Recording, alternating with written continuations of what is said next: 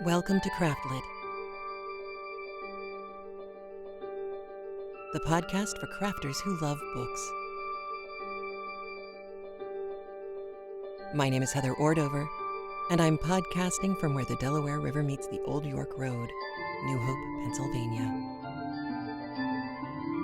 Episode 588, Joyeux anniversaire. This episode of CraftLit is brought to you by you. Thank you.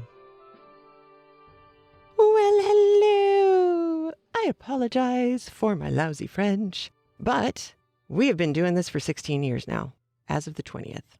Today is April 22nd, 2022. So, yay us. Congratulations for sticking it out with me. And if you are newer to the team, welcome. We're glad you're here. All right, this week I have nothing crafty for you. I have been down a hole this week. The weather's been weird. The moon was full. I haven't slept until 2 nights ago, and I wasn't able to go for a walk until this morning. A glorious morning, so you can hear it in my voice. I'm bouncy now. I also have 2 long-ish chapters for you that are packed with information. And I actually had to ring off of the Zoom call last night because I had to plead research. As I was going over these chapters this week, I kept hitting things where I was like, is that real? Did that really happen? Is he making this up? And I did what I could to find out as much as I could. It's still a lot more reading that I will be doing as we continue on. And so I know I will retroactively wind up saying, remember that thing 7 chapters ago where I said I wasn't entirely sure that that was real? Well, it turns out it is. I know that's going to happen several times because I am going through all of the French to English translations of anything that I can find that has anything to do with the original transcripts of Joan's condemnation trial or rehabilitation trial. And there's a lot. And I have learned a couple of pretty wild things about the trials themselves, both of them, that I will be sharing with you at the appropriate time. But for now, just know that most of the things that you will hear in today's chapters where you're like, yeah, I don't know if that really happened. It probably really did. So that's kind of cool. But for our purposes today, what I wanted to bring up is a reminder that wherefore means why, not where, which I know you know, but I'm just, throwing these out there. Dauphin, reminder, Dauphin means prince, not king. Sieur de la Metz and Sieur Bertrand were real people. Sieur Bertrand, he had another name attached to him that I am not even going to pretend to pronounce. But he was one of Baudecourt's, the governor's squires, who went with Joan along with Sieur de la Metz. And so the 2 of them show up again in today's chapters. And free companions was the term that was given to those kind of roving bands of miscreants that were marauding, basically, all over France and Belgium during the 100 Years' War. So those are things I wanted to make sure you remembered. There is a person who gets mentioned today. She is mentioned in passing, briefly. She was so important to our story and kind of a interesting pivotal person. She was in the middle of kind of almost a pivot point for a lot of really important things that happened around the end of the 100 Years' War, but also connected to a lot of people. Her name, she is referred to as Yolande, Queen of Sicily. And the way that her name is spelled is Yolande. So she was the Queen of Sicily, but she was so much more. Let me see if I can sum up, because it is complicated history. So I'm just going to read some of this off of research pages because it's too much. She is actually referred to as Yolande of Aragon. She was Duchess of Anjou, Countess of Provence by marriage, and she's the one who was the regent of Provence when her son was little. Okay, so that's the first thing. She is also known as Yolande de Aragon and Violante de Arago. She is also, they think, the person who commissioned the famous book Rohan Hours. House of Rohan owned it. It's a book of hours. It's one of the devotional books. The illustrations, the illuminations in that book are stupendous. Even digitized and uploaded onto the interwebs, they are extraordinary. I'm going to link out to some pictures for you from the show notes because woof. It kind of seems to be in line with how fabulous she was in real life, that a book that she would have commissioned would be that fabulous as well. Because wow. Okay, so Yolanda's dad is King John of Aragon. His second wife is Yolanda's mom. His first wife was Martha of Armagnac. So all of Yolanda's older half-brothers and sisters were Armagnacs. Okay, that's going to come into play. Yolanda did an amazing thing as an 11-year-old. She actually signed a document saying, I don't care what the ambassadors have been doing. I am not marrying Louis II, the crowned king of Naples. She was having none of it. And then there were machinations, all sorts of politics. And she tried to marry a different guy. It didn't work out. And eventually she did have to marry Louis II, the king of Naples. Okay, her older half-siblings are considerably older, and several of them died without leaving heirs. And eventually, Yolanda winds up inheriting all of their titles. So depending on who's writing the history, she is either considered the Queen of Four Kingdoms, which were Sicily, Jerusalem, Cyprus, and Aragon, or Naples and Sicily, Jerusalem, and Aragon, or she was the Queen of Seven Kingdoms, because you could also add Majorca, Valencia, and Sardinia. This girl got around. Her kids wind up running lots of different places. She has and prefers the Loire Valley. This is important because this is where we are right now with Joan of Arc. So, it gets so complicated. So, John the Fearless, Duke of Burgundy, heads out and instigates a mob attack on the Dauphin. This is back in 1413, so this is before Joan is on the march. Yolande and her husband speak out against this, which puts them firmly into the Armagnac camp, not the Burgundians.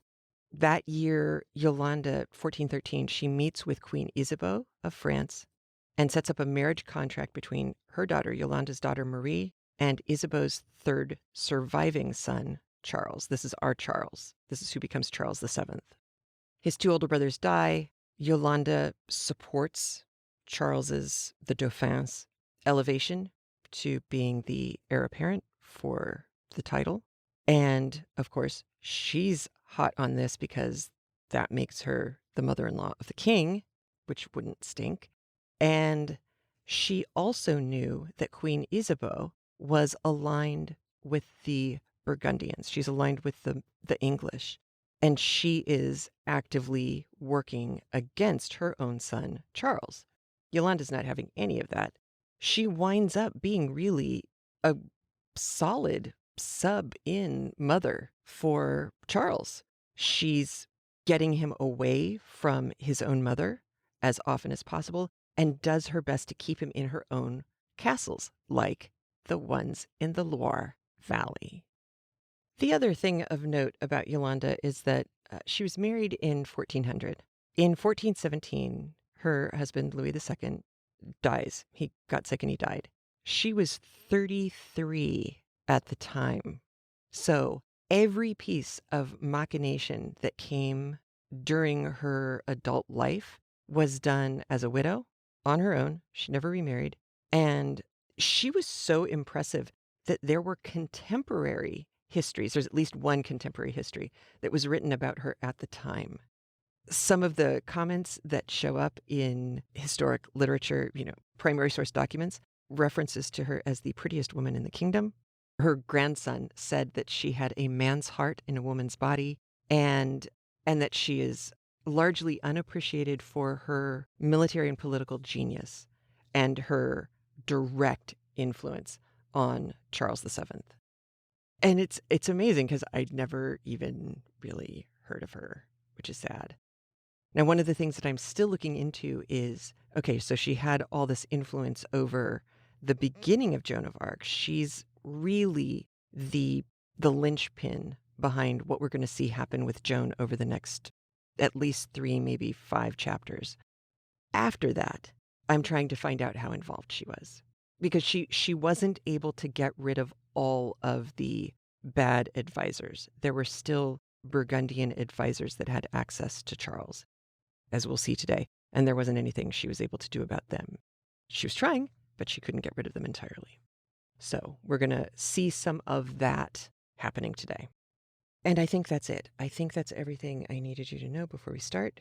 There is, of course, more that I will fill you in on after, because I don't want to spoil it. So let's listen to Book 2, Chapters 4 and 5 of The Personal Recollections of Joan of Arc by Mark Twain, read for us by John Greenman of LibriVox. Here we go.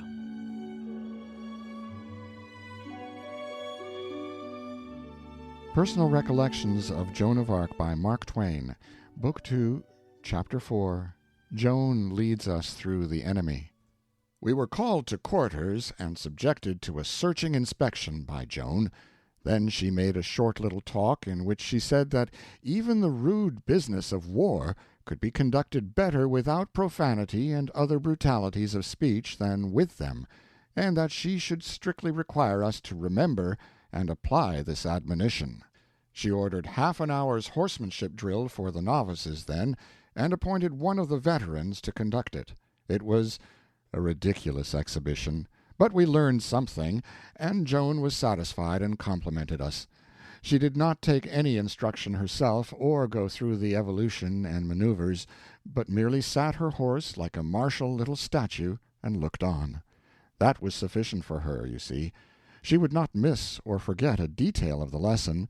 She would take it all in with her eye and her mind, and apply it afterward with as much certainty and confidence as if she had already practiced it.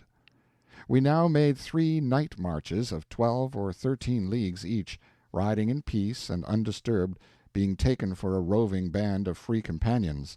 Country folk were glad to have that sort of people go by without stopping. Still, they were very wearying marches, and not comfortable, for the bridges were few and the streams many, and as we had to ford them we found the water dismally cold, and afterward had to bed ourselves, still wet, on the frosty or snowy ground, and get warm as we might, and sleep if we could, for it would not have been prudent to build fires. Our energies languished under these hardships and deadly fatigues, but Joan's did not. Her step kept its spring and firmness, and her eye its fire. We could only wonder at this. We could not explain it. But if we had had hard times before, I know not what to call the 5 nights that now followed, for the marches were as fatiguing, the baths as cold, and we were ambuscaded 7 times in addition, and lost 2 novices and 3 veterans in the resulting fights. The news had leaked out and gone abroad that the inspired Virgin of Vaucouleurs was making for the king with an escort, and all the roads were being watched now. These 5 nights disheartened the command a good deal. This was aggravated by a discovery which Noel made, and which he promptly made known at headquarters. Some of the men had been trying to understand why Joan continued to be alert, vigorous, and confident, while the strongest men in the company were fagged with the heavy marches and exposure and were become morose and irritable. There, it shows you how men can have eyes and yet not see. All their lives those men had seen their own women folks hitched up with a cow and dragging the plow in the fields while the men did the driving. They had also seen other evidences that women have far more endurance and patience and fortitude than men, but what good had their seeing these things been to them? None. It had taught them nothing. They were still surprised to see a girl of 17 bear the fatigues of war better than trained veterans of the army. Moreover, they did not reflect that a great soul with a great purpose can make a weak body strong and keep it so. And here was the greatest soul in the universe. But how could they know that, those dumb creatures? No, they knew nothing, and their reasonings were of a piece with their ignorance. They argued and discussed among themselves, with Noel listening, and arrived at the decision that Joan was a witch, and had her strange pluck and strength from Satan. So they made a plan to watch for a safe opportunity to take her life. To have secret plottings of this sort going on in our midst was a very serious business, of course, and the knights asked Joan's permission to hang the plotters, but she refused without hesitancy. She said, "Neither these men nor any others can take my life before my mission is accomplished. Therefore, why should I have their blood upon my hands? I will inform them of this, and also admonish them. Call them before me." When they came, she made that statement to them in a plain, matter-of-fact way, and just as if the thought never entered her mind that anyone could doubt it, after she had given her word that it was true. The men were evidently amazed and impressed to hear her say such a thing in such a sure and confident way, for prophecies boldly uttered never fall barren on superstitious ears. Yes, this speech certainly impressed them, but her closing remark impressed them still more. It was for the ringleader, and Joan said it sorrowfully. "It is a pity that you should plot another's death when your own is so close at hand." That man's horse stumbled and fell on him in the first ford which we crossed that night, and he was drowned before we could help him. We had no more conspiracies. This night was harassed with ambuscades, but we got through without having any men killed. One more night would carry us over the hostile frontier if we had good luck, and we saw the night close down with a good deal of solicitude. Always before, we had been more or less reluctant to start out into the gloom and the silence, to be frozen in the fords and persecuted by the enemy, but this time we were impatient to get under way and have it over, although there was promise of more and harder fighting than any of the previous nights had furnished. Moreover, in front of us about 3 leagues there was a deep stream with a frail wooden bridge over it, and as a cold rain mixed with snow had been falling steadily all day, we were anxious to find out whether we were in a trap or not. If the swollen stream had washed away the bridge, we might properly consider ourselves trapped and cut off from escape. As soon as it was dark, we filed out from the depth of the forest where we had been hidden, and began the march. From the time that we had begun to encounter ambushes, Joan had ridden at the head of the column, and she took this post now. By the time we had gone a league, the rain and snow had turned to sleet, and under the impulse of the storm wind it lashed my face like whips, and I envied Joan and the knights, who could close their visors and shut up their heads in their helmets as in a box. Now, out of the pitchy darkness and close at hand came the sharp command, "Halt!" We obeyed. I made out a dim mass in front of us, which might be a body of horsemen, but one could not be sure. A man rode up and said to Joan in a tone of reproof, "Well, you have taken your time, truly. And what have you found out? Is she still behind us or in front?" Joan answered in a level voice, "She is still behind." This news softened the stranger's tone. He said, "If you know that to be true, you have not lost your time, Captain. But are you sure? How do you know?" "Because I have seen her." "Seen her? Seen the Virgin herself?" "Yes, I have been in her camp." "Is it possible? Captain Raymond, I ask you to pardon me for speaking in that tone just now. You have performed a daring and admirable service. Where was she camped?" "In the forest, not more than a league from here." "Good. I was afraid we might be still behind her, but now that we know she is behind us, everything is safe. She is our game. We will hang her. You shall hang her yourself. No one has so well earned the privilege of abolishing this pestilent limb of Satan." "I do not know how to thank you sufficiently. If we catch her, If? I will take care of that. Give yourself no uneasiness. All I want is just a look at her to see what the imp is like that has been able to make all this noise. Then you and the halter may have her. How many men has she?" "I counted but 18, but she may have had 2 or 3 pickets out." "Is that all? It won't be a mouthful for my force. Is it true that she is only a girl?" "Yes, she is not more than 17. "It passes belief. Is she robust or slender?" "Slender." The officer pondered a moment or two, then he said, "Was she preparing to break camp?" "Not when I had my last glimpse of her." "What was she doing?" "She was talking quietly with an officer." "Quietly? Not giving orders?" "No, talking as quietly as we are now." "That is good. She is feeling a false security. She would have been restless and fussy else. It is the way of her sex when danger is about. As she was making no preparation to break camp, "She certainly was not when I saw her last." and was chatting quietly and at her ease, it means that this weather is not to her taste. Night marching in sleet and wind is not for chits of 17. No, she will stay where she is. She has my thanks. We will camp ourselves. Here is as good a place as any. Let us get about it." "If you command it, certainly. But she has 2 knights with her. They might force her to march, particularly if the weather should improve." I was scared and impatient to be getting out of this peril, and it distressed and worried me to have Joan apparently set herself to work to make delay and increase the danger. Still, I thought she probably knew better than I what to do. The officer said, "Well, in that case we are here to block the way." "Yes, if they come this way. But if they should send out spies and find out enough to make them want to try for the bridge through the woods, is it best to allow the bridge to stand?" It made me shiver to hear her. The officer considered a while, then said, "It might be well enough to send a force to destroy the bridge. I was intending to occupy it with the whole command, but that is not necessary now." Joan said tranquilly, "With your permission, I will go and destroy it myself." Ah, now I saw her idea, and was glad she had had the cleverness to invent it, and the ability to keep her head cool and think of it in that tight place.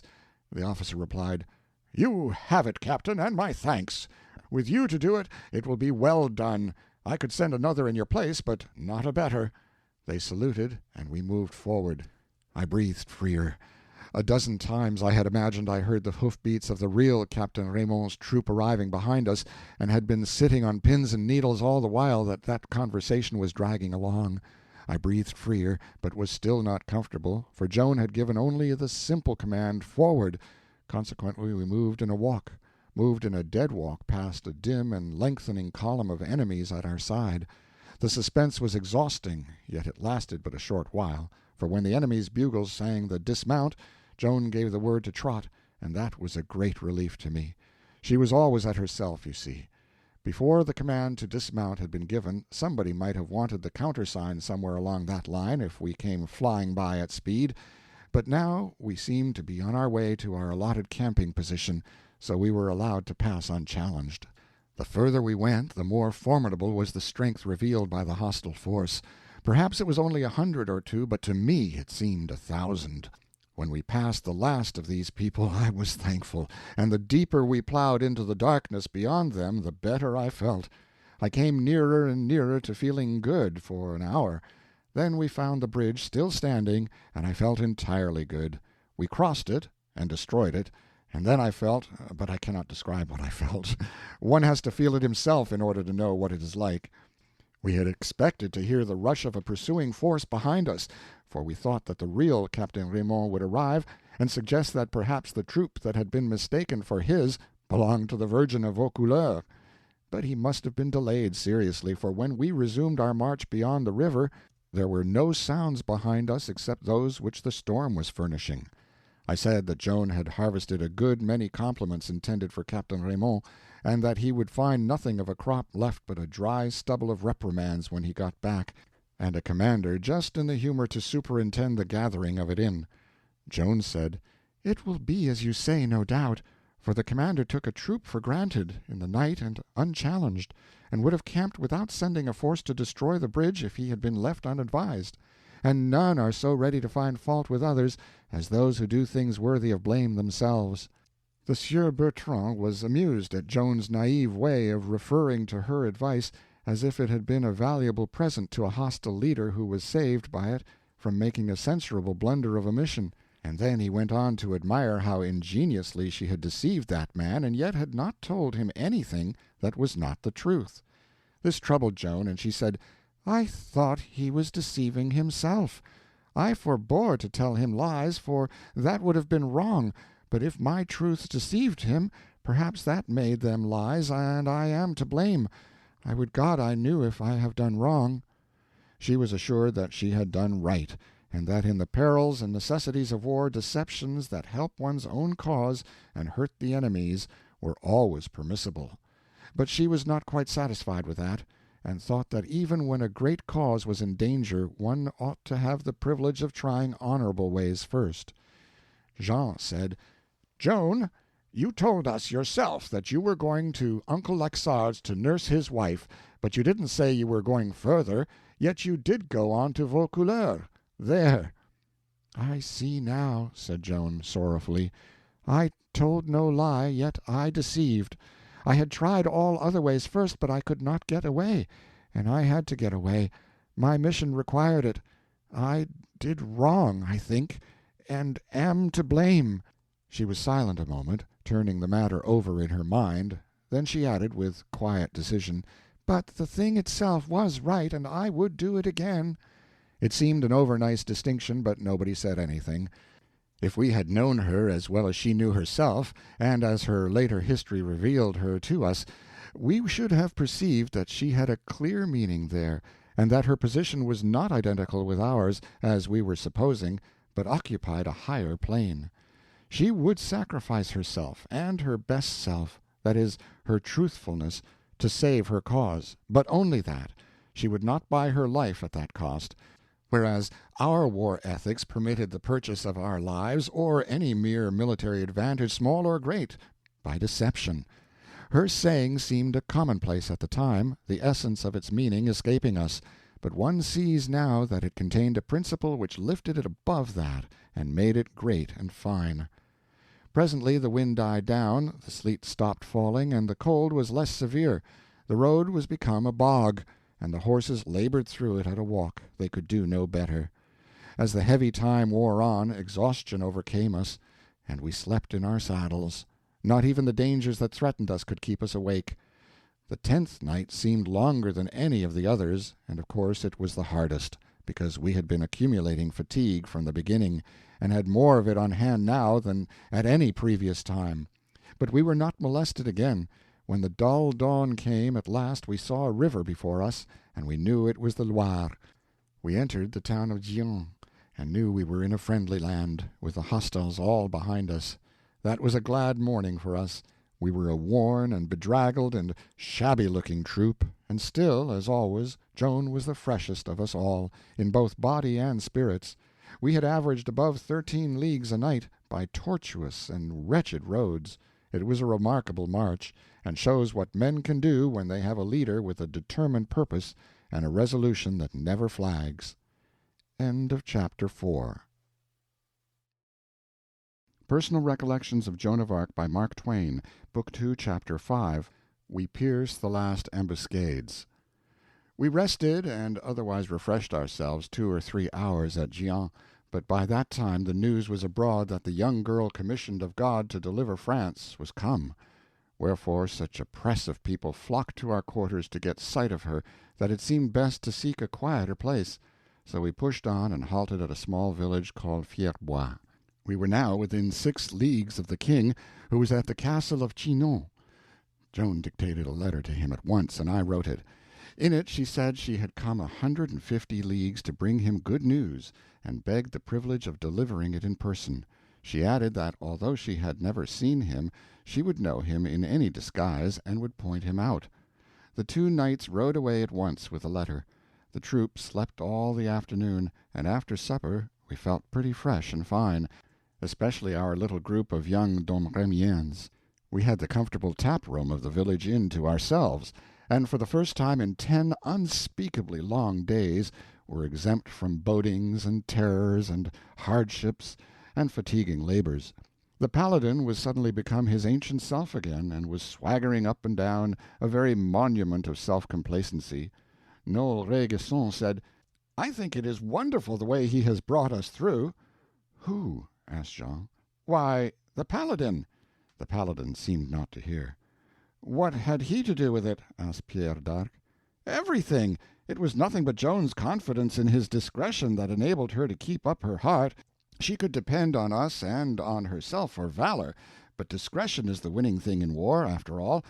Discretion is the rarest and loftiest of qualities, and he has got more of it than any other man in France, more of it, perhaps, than any other 60 men in France. Now you are getting ready to make a fool of yourself, Noel Rainguesson, said the Paladin, and you want to coil some of that long tongue of yours around your neck and stick the end of it in your ear.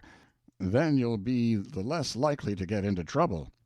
I didn't know he had more discretion than other people, said Pierre, for discretion argues brains, and he hasn't any more brains than the rest of us, in my opinion. No, you are wrong there. Discretion hasn't anything to do with brains. Brains are an obstruction to it, for it does not reason, it feels. Perfect discretion means absence of brains. Discretion is a quality of the heart, solely a quality of the heart. It acts upon us through feeling. We know this, because if it were an intellectual quality it would only perceive a danger, for instance, where a danger exists, whereas— "Hear him twaddle, the damned idiot," muttered the Paladin. Whereas it being purely a quality of the heart, and proceeding by feeling, not reason, its reach is correspondingly wider and sublimer, enabling it to perceive and avoid dangers that haven't any existence at all, as, for instance, that night in the fog when the Paladin took his horse's ears for hostile lances, and got off and climbed a tree. It's a lie without shadow of foundation, and I call upon you all to beware you give credence to the malicious inventions of this ramshackle slander-mill that has been doing its best to destroy my character for years, and will grind up your own reputations for you next. I got off to tighten my saddle-girth. I wish I may die in my tracks if it isn't so, and whoever wants to believe it can, and whoever don't can let it alone.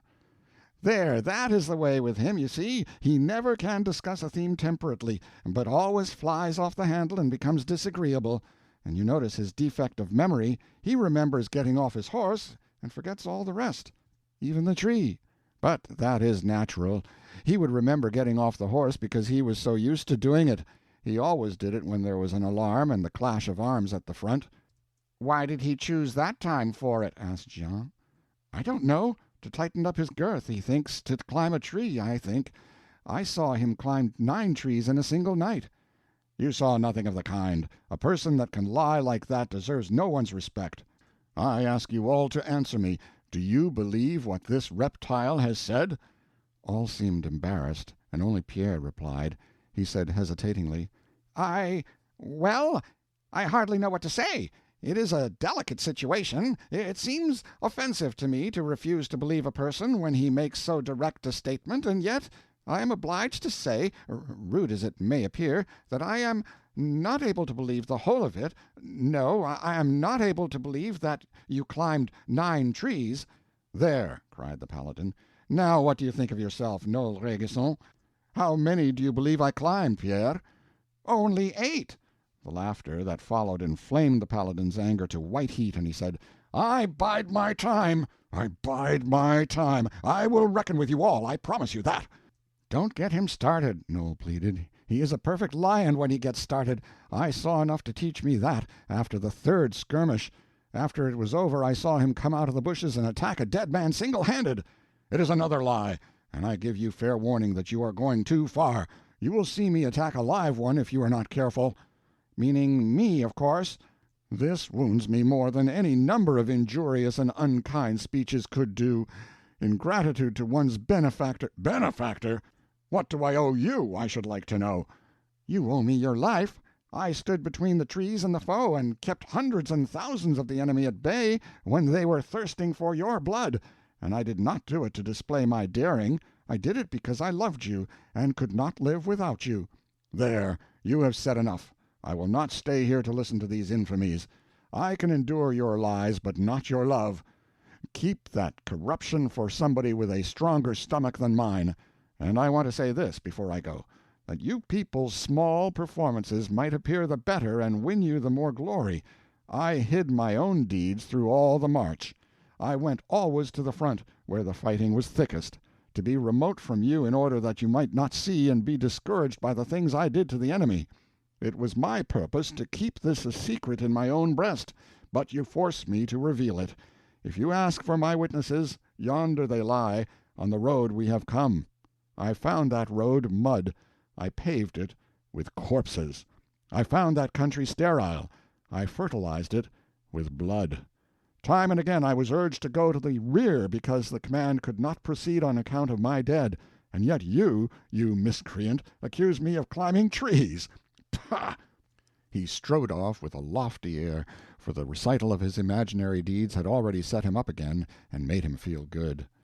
Next day we mounted and faced toward Chinon.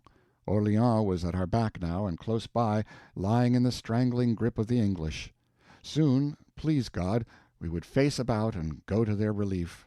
From Gien the news had spread to Orleans that the peasant maid of Vaucouleurs was on her way, divinely commissioned to raise the siege. The news made a great excitement and raised a great hope, the first breath of hope those poor souls had breathed in 5 months. They sent commissioners at once to the king to beg him to consider this matter, and not throw this help lightly away. These commissioners were already at Chinon by this time. When we were half-way to Chinon, we happened upon yet one more squad of enemies. They burst suddenly out of the woods, and in considerable force, too. But we were not the apprentices we were 10 or 12 days before. No, we were seasoned to this kind of adventure now. Our hearts did not jump into our throats, and our weapons trembled in our hands. We had learned to be always in battle array, always alert, and always ready to deal with any emergency that might turn up. We were no more dismayed by the sight of those people than our commander was. Before they could form, Joan had delivered the order, "Forward!" and we were down upon them with a rush. They stood no chance. They turned tail and scattered, we plowing through them as if they had been men of straw. That was our last ambuscade, and it was probably laid for us by that treacherous rascal, the king's own minister and favorite, de la Trémouille. We housed ourselves in an inn, and soon the town came flocking to get a glimpse of the maid. Ah, the tedious king and his tedious people! Our 2 good knights came presently, their patience well wearied, and reported. They and we reverently stood, as becomes persons who are in the presence of kings and the superiors of kings, until Joan, troubled by this mark of homage and respect, and not content with it nor yet used to it, although we had not permitted ourselves to do otherwise, since the day she prophesied that wretched traitor's death, and he was straightway drowned, thus confirming many previous signs that she was indeed an ambassador commissioned of God, commanded us to sit. Then the Sieur de Metz said to Joan, "The king has got the letter, but they will not let us have speech with him." "Who is it that forbids?" "None forbids, but there be 3 or 4 that are nearest his person, schemers and traitors every one, that put obstructions in the way, and seek all ways, by lies and pretexts, to make delay. Chiefest of these are George de la Trémouille, and that plotting fox the Archbishop of Rheims. While they keep the king idle and in bondage to his sports and follies, they are great and their importance grows, whereas if ever he assert himself, and rise and strike for crown and country like a man, their reign is done. So they but thrive, they care not if the crown go to destruction and the king with it." "You have spoken with others besides these?" "Not of the court, no. The court are the meek slaves of those reptiles, and watch their mouths and their actions, acting as they act, thinking as they think, saying as they say. Wherefore they are cold to us, and turn aside and go another way when we appear. But we have spoken with the commissioners from Orleans. They said with heat, 'It is a marvel that any man in such desperate case as is the king can moon around in this torpid way, and see his all go to ruin without lifting a finger to stay the disaster. What a most strange spectacle it is! Here he is, shut up in this wee corner of the realm like a rat in a trap. His royal shelter this huge gloomy tomb of a castle, with wormy rags for upholstery and crippled furniture for use, a very house of desolation. In his treasure 40 francs, and not a farthing more, God be witness. No army, nor any shadow of one, and by contrast with his hungry poverty you behold this crownless pauper and his shoals of fools and favorites tricked out in the gaudiest silks and velvets you shall find in any court in Christendom. And look you, he knows that when our city falls, as fall it surely will except succor come swiftly, France falls, he knows that when that day comes he will be an outlaw and a fugitive, and that behind him the English flag will float unchallenged over every acre of his great heritage. He knows these things. He knows that our faithful city is fighting all solitary and alone against disease, starvation and the sword to stay this awful calamity, yet he will not strike one blow to save her. He will not hear our prayers, he will not even look upon our faces. That is what the commissioners said, and they are in despair. Joan said gently, "It is a pity, but they must not despair. The Dauphin will hear them presently. Tell them so." She almost always called the king the Dauphin. To her mind he was not king yet, not being crowned. "We will tell them so, and it will content them, for they believe you come from God. The archbishop and his confederate have for backer that veteran soldier Raoul de Gaucourt, Grand Master of the Palace, a worthy man, but simply a soldier, with no head for any great matter. He cannot make out to see how a country girl, ignorant of war, can take a sword in her small hand and win victories where the trained generals of France have looked for defeats only for 50 years, and always found them. And so he lifts his frosty mustache and scoffs.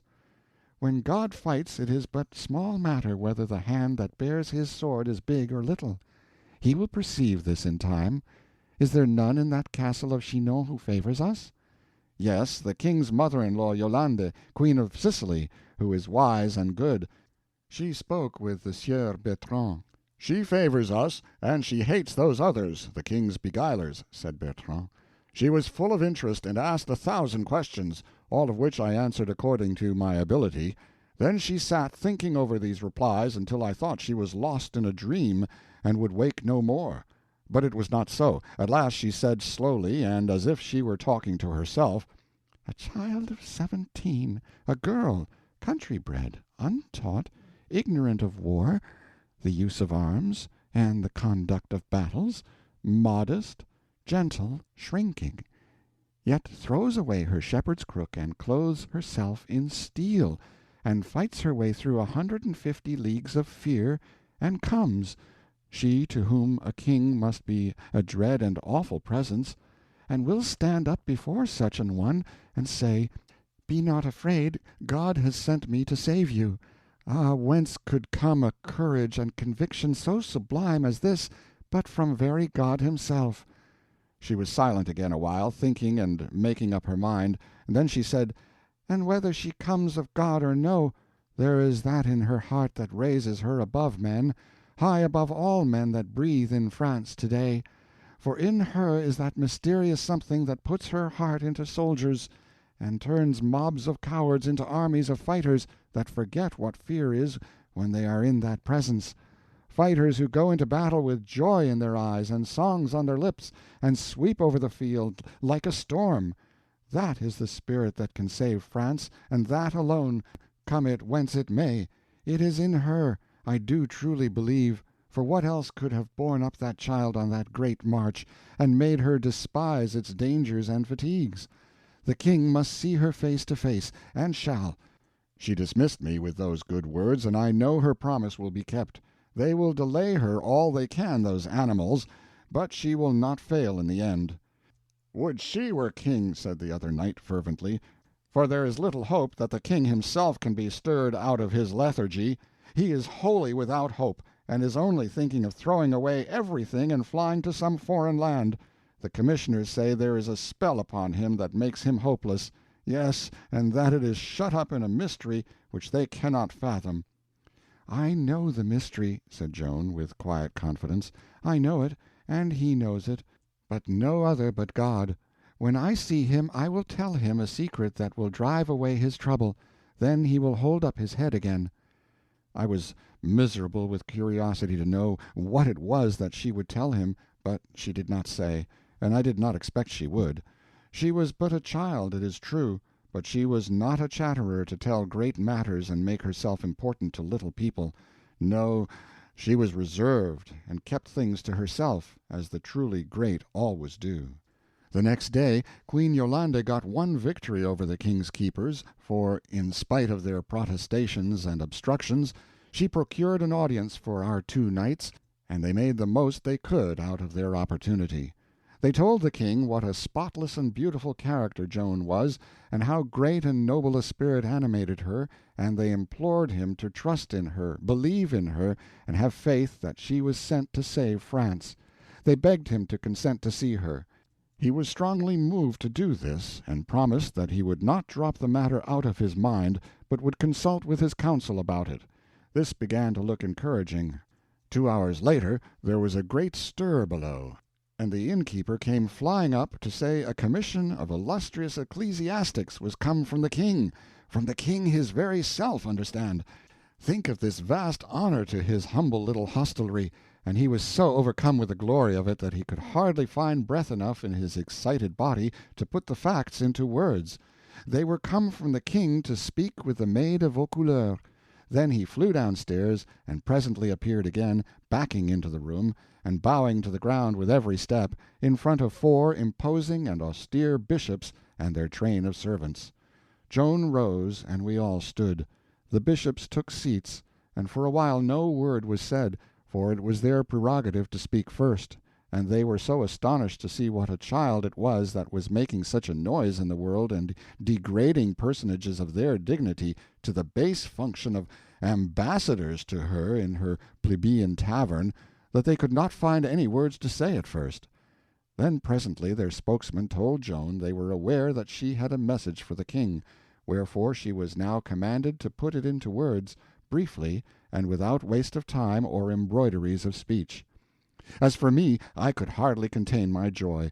Our message was to reach the king at last, and there was the same joy and pride and exultation in the faces of our knights, too, and in those of Joan's brothers, and I knew that they were all praying as I was, that the awe which we felt in the presence of these great dignitaries, and which would have tied our tongues and locked our jaws, would not affect her in the like degree, but that she would be enabled to word her message well and with little stumbling, and so make a favorable impression here, where it would be so valuable and so important. Ah, dear, how little we were expecting what happened then! We were aghast to hear her say what she said. She was standing in a reverent attitude, with her head down and her hands clasped in front of her, for she was always reverent toward the consecrated servants of God.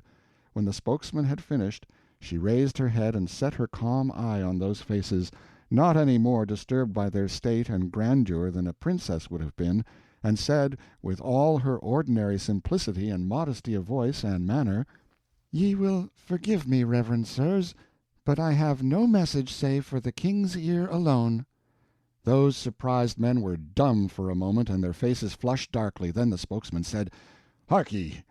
Do you fling the king's command in his face and refuse to deliver this message of yours to his servants appointed to receive it?" "God has appointed me to receive it, and another's commandment may not take precedence of that. I pray you let me have speech for his grace the Dauphin." "Forbear this folly, and come at your message. Deliver it, and waste no more time about it." "You err indeed, most reverend fathers in God, and it is not well.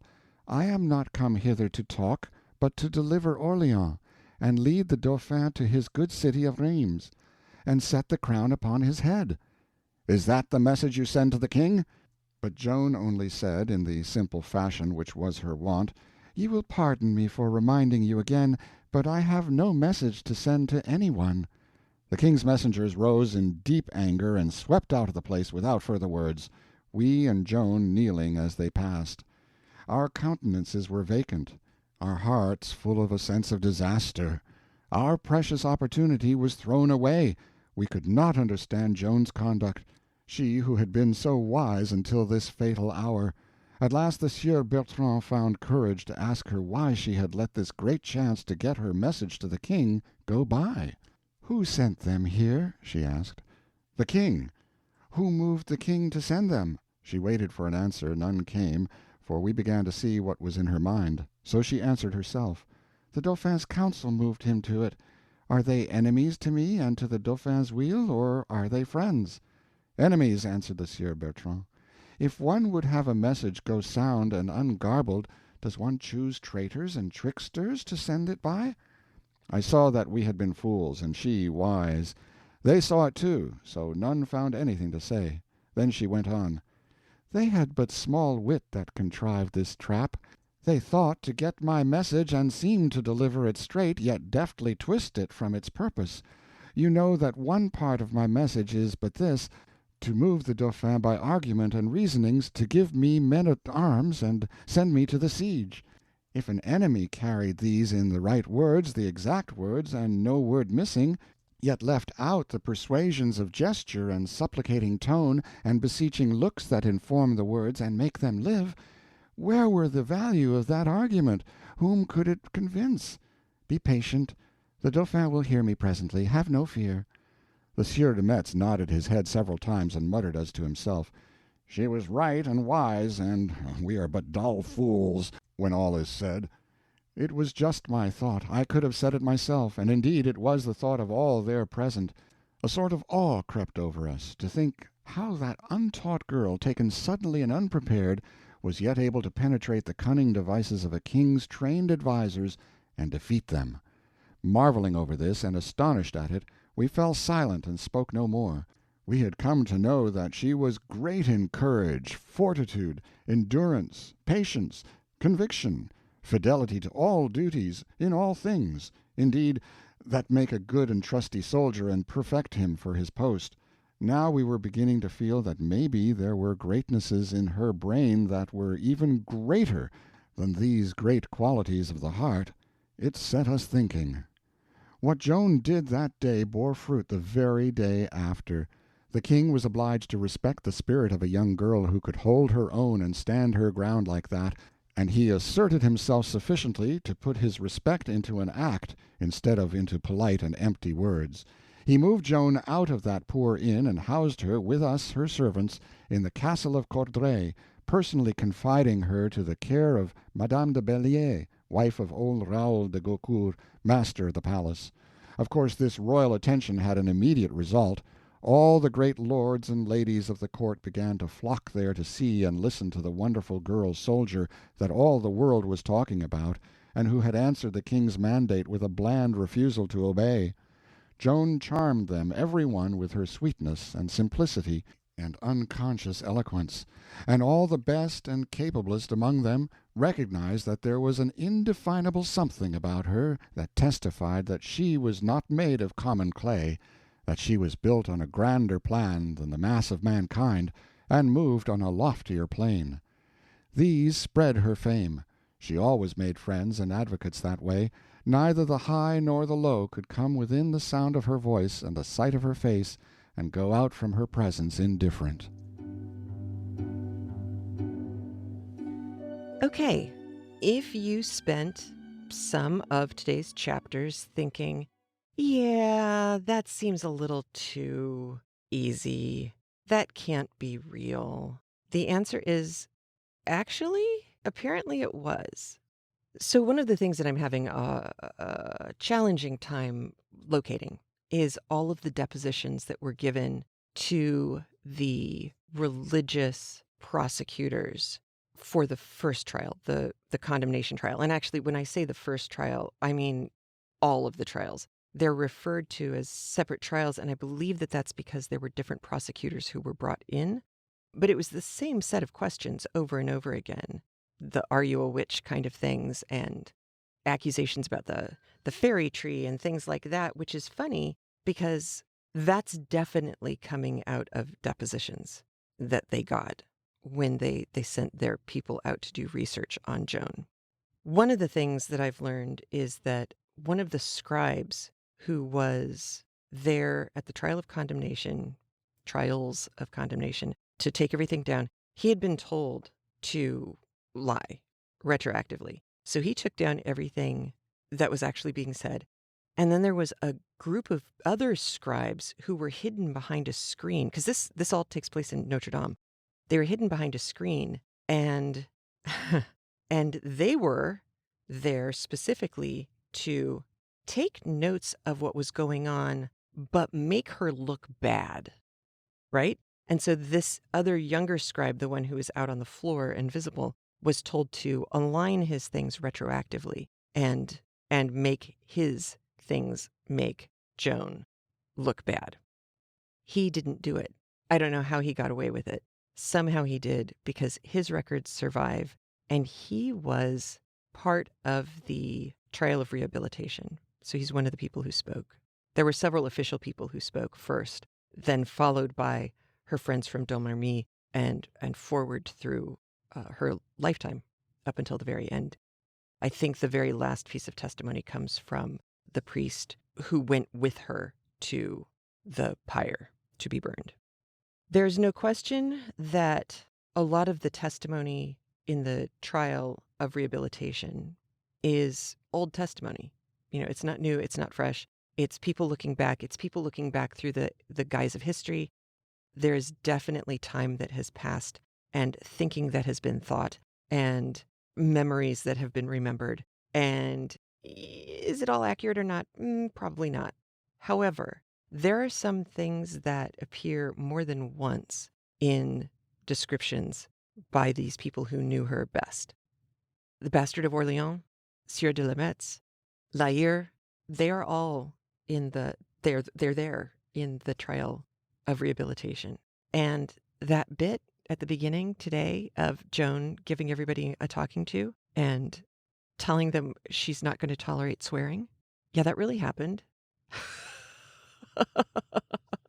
To the point where I think she gave La Hire a list of substitute words. You know, you could say this instead. And he still, after her death, continued to sub in those words. I mean, it's just awesome. So that apparently was real. I think I came across the incident that Twain uses as the plot against her and the guy dying. It's based on something. He didn't just make it up. And he read a lot more French than I am reading in English. So it's very possible that that was part of the testimony as well.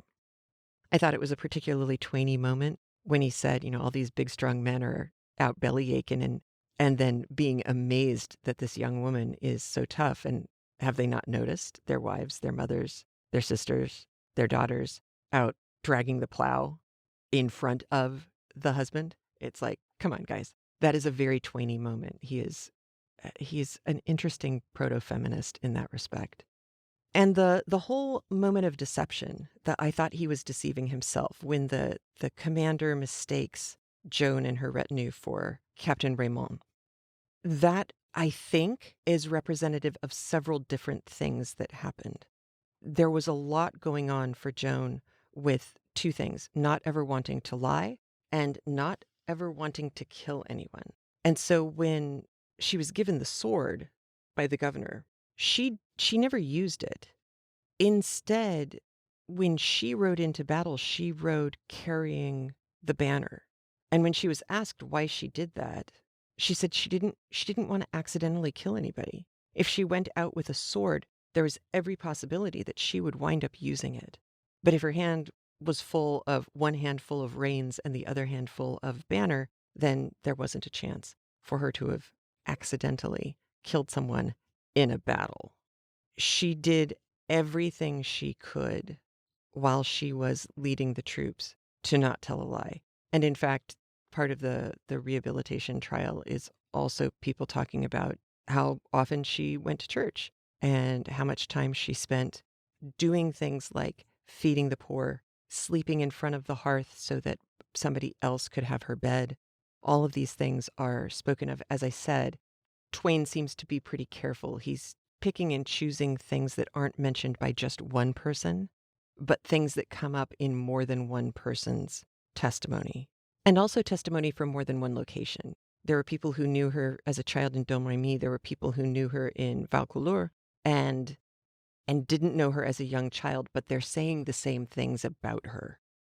So that corroboration, I think, certainly helped with the trial of rehabilitation. We heard a couple of names, de la Tremoille and the Archbishop of Reims, as the two of the bad guys. They are two of the bad guys. They are two of the bad guys. And I thought that the reference to the king as being in bondage, they were keeping the king in bondage to his sports and his follies. And it reminded me of that French film from 1996, Ridicule, which I've mentioned several times. And I think I watched it back when we were doing, holy cow, was it Tale of Two Cities? My gosh, it might have been. I think that's when we watched it.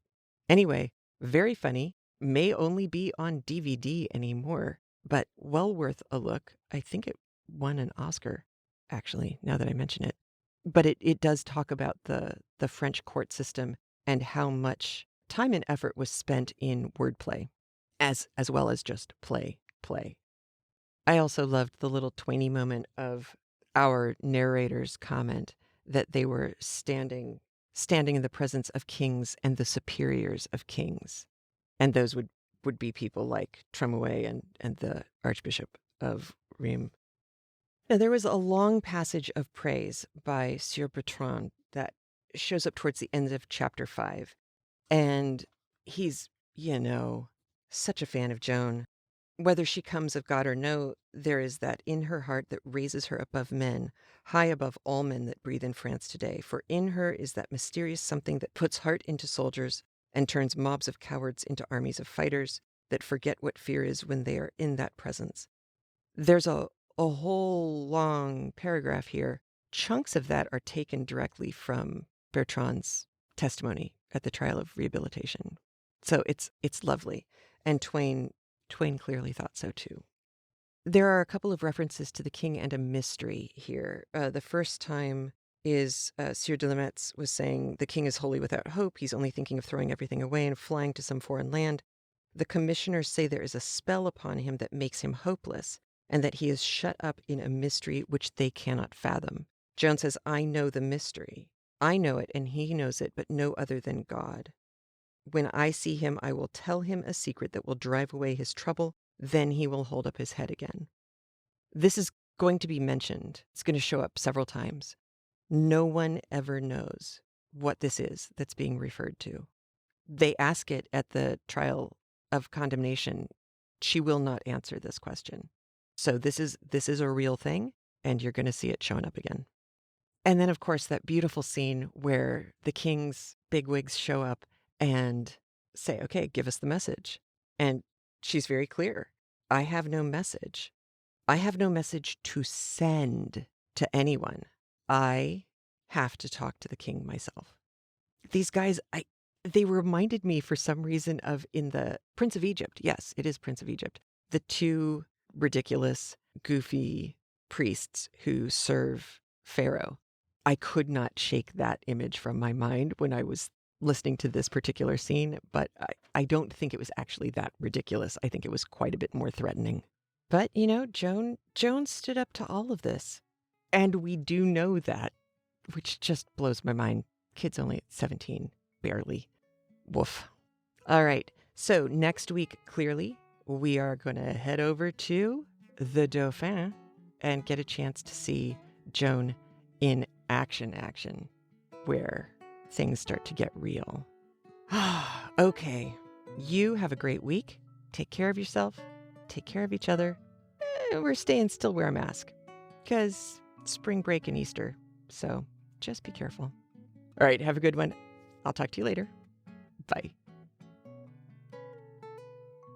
If you like what you hear on CraftLit, please review us on iTunes, like us on Facebook, join in the fun in our Facebook group, which is CraftLit Annotated Audiobooks.